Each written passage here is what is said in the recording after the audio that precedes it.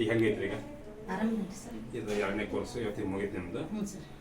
ಏನು ಸಮಸ್ಯೆ ಇತ್ತು ಹೇಳಿ? ಸರ್ 15 ವರ್ಷದಿಂದ ಬ್ಯಾಕ್ ಪೇನ್ ಇತ್ತು ರೀ ನಮ್ಗೆ. ಎಲ್ಲ ಹಾಸ್ಪಿಟ್ಲ್ಗಳು ಅಲೋಪತಿ ಎಲ್ಲ ಕಡೆ ತೋರಿಸಿದ್ದೀನಿ ರೀ. ಎಲ್ಲರೂ ನರದೋಷಿಂದ ಅಂತ ಯಾರು ಹೇಳಿರ್ಲಿಲ್ಲ ರೀ ನಮ್ಗೆ. ಎಲ್ಲರೂ ಈ ಬೆನ್ನು ನೋವು, ಎಡಗೈ ಭುಜ ನೋವು, ಕಾಲು ನೋವು ಅಂದ ತಕ್ಷಣ ದೌಡಿ ನೋವು ಅಂತಲೇ ಹಾರ್ಟಿನ ಪ್ರಾಬ್ಲಮ್ ಐತೆ ಅಂತೀವಿ ಅಂತೀವಿ.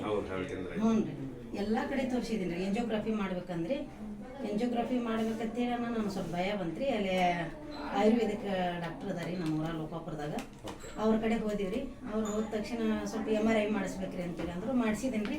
ಆಮೇಲೆ ಎಲ್ಲ ಇವು ನರ್ಗಳು ಬ್ಲಾಕ್ ಆಗ್ಯಾವು, ಅದರಿಂದ ಪ್ರಾಬ್ಲಮ್ ಐತಿ. ಆಮೇಲೆ ಹಾರ್ಟ್ ಪ್ರಾಬ್ಲಮ್ ಏನೂ ಇಲ್ಲ ಅಂತೇಳಿ ಹೇಳಿದ್ರಿ. ಆಮೇಲೆ ಮತ್ತೆ ಇದಕ್ಕೆ ಏನು ರೀ ಸರ್ ನಮ್ಗೆ ಅಂತೇಳಿ ಅಂದ ತಕ್ಷಣ ನಿಮ್ಮ ಹೆಸರು ಹೇಳಿದ್ರಿ. ಇಲ್ಲಿ ಹೋಗ್ರಿ ಪಂಚಕರ್ಮ ತೊಗೊಳ್ರಿ, ಕಡಿಮೆ ಆಗತ್ತೆ ಅಂತ ನವಂಬರ್ದಾಗ ಬಂದು ತೊಗೊಂಡಿವ್ರಿ. ಒಂದು ಕೋರ್ಸ್ ಮುಗಿತು ಸರ್. ಕುತ್ತಿಗೆ ಬೆನ್ನು ಎಡಗೈ ನೋವು ರೀ, ದೌಡಿ ನೋವು ಎಲ್ಲ ಭಾಳ ಐತಿ. ಎದೆ ನೋವು ಭಾಳ ಬರ್ತೈತಿ. ಎದೆ ನೋವು ಭಾಳ. ಈಗ 1ನೇ ಕೋರ್ಸ್ ಮಾಡಿ ನವೆಂಬರ್ ಎಂಡಿಂಗ್ ಮಾಡಿದ್ರಲ್ರಿ, ಅವಾಗ ಎಷ್ಟು ಪರ್ಸೆಂಟ್ ಇಂಪ್ರೂವ್ಮೆಂಟ್ ಆಗೈತೆ?